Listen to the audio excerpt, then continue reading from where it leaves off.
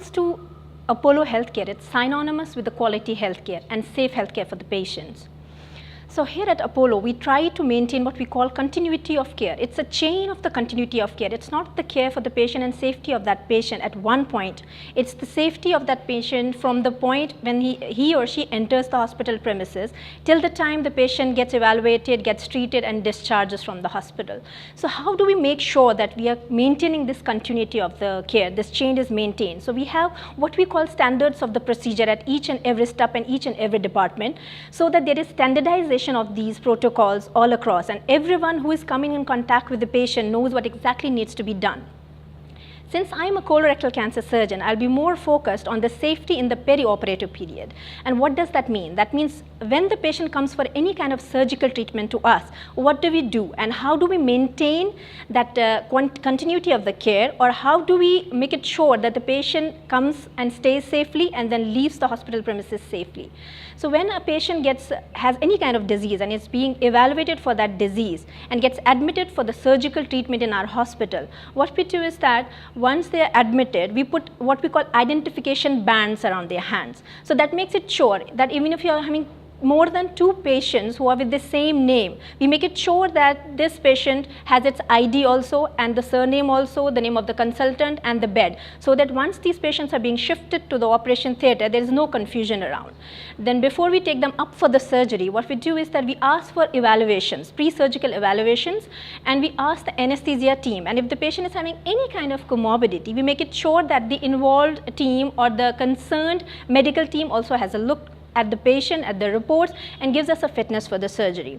Before the patients are shifted to the surgery, everything is put into the place. Once the patients are shifted to the OT, we keep them in what we call a holding area. So in that holding area, even after we have got the fitnesses from all the departments that are concerned with the safety, we again cross-check. The anesthesia team comes and cross-checks those results, and we see whether we have had everything in place. So once we shift these or wheel in these patients in the operative theatre, we follow what we call a WHO checklist. It is at par with the international standards. So what we have in that checklist is that we have a sign in, sign out, and wheel out or time out. In that we make it sure. The first thing is that all the people who are involved in the surgical care at that point of time are known to each other. So each team introduces themselves, whether it is the surgical team, it's the anesthesia team, it's the scrub nurse, it's the floor nurse, or other guys around. So we make it sure that there is no unknown person around. There is no possibility that we don't know each other. So we know whom to contact at the time of emergency, or given the point that there could be any complication at any point of time. Then after we do that, we make it sure that the anesthesia team as well as the surgical team knows what are the critical events expected, so that we are ready for that beforehand. For example, would we require blood for the patient? Have the antibiotics been given? Has the patient allergies to anything, whether it is food or whether it's medication or whether it is iodine? Because all that would be required while we're doing the surgery or after in the post-op care. So after all that is done, comes the positioning of the patient for the surgery. Even during positioning of the surgery, we are having certain standards that we follow. For example, our patients are cancer patients. They might be elderly patients. They might be having the pelvic surgeries or the lower abdominal surgeries. So we would require a specific positioning for those patients. Before we have shifted, we make it sure that, during that positioning of the patient, there is nothing that can cause even minor compression of the nerves or can cause pain or soreness in the joints after the surgery is over.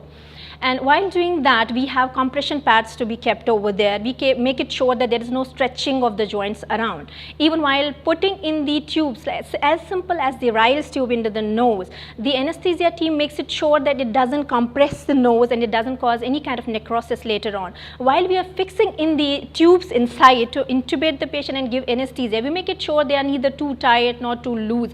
And every step is being followed very meticulously. It's not always about the complexity of the surgeries. It's about those small things that might bother your patient later on more than the surgery itself.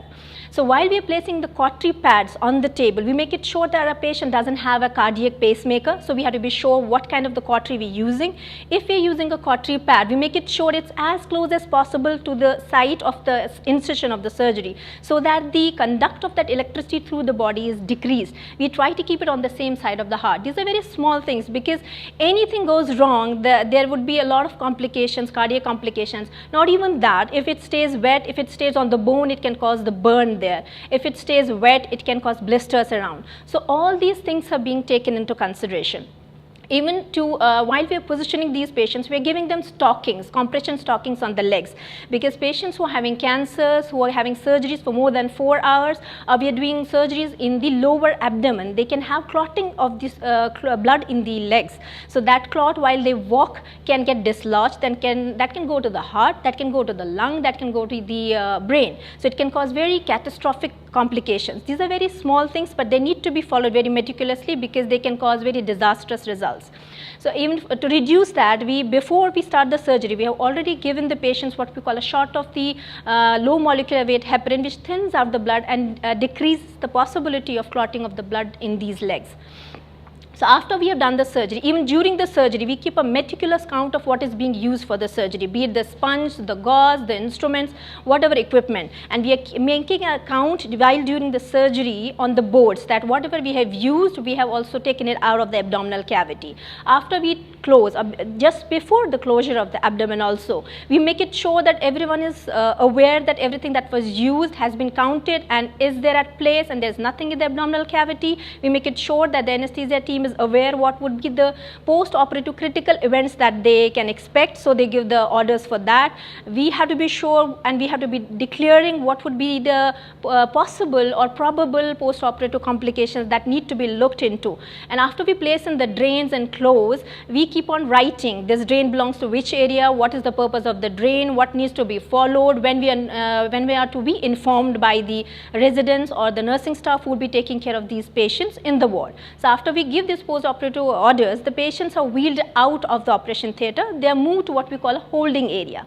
Holding area is basically the area wherein we have the patients immediately post-op, and there it's being directed and looked after by the anesthesia team and by the rest of the nursing staff.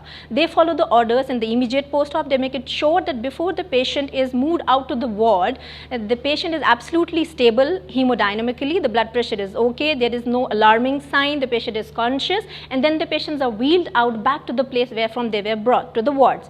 And even in the wards, we try to maintain that continuity by going and seeing the patients and writing down each and every important order and underlining it and making it sure that whosoever is taking care of the patients in the wards understand meticulously what is expected of them and when we are to be informed back. And obviously the regular rounds in the ward, making it sure that they come out of the bed quickly as possible. We over here believe in what we call eras.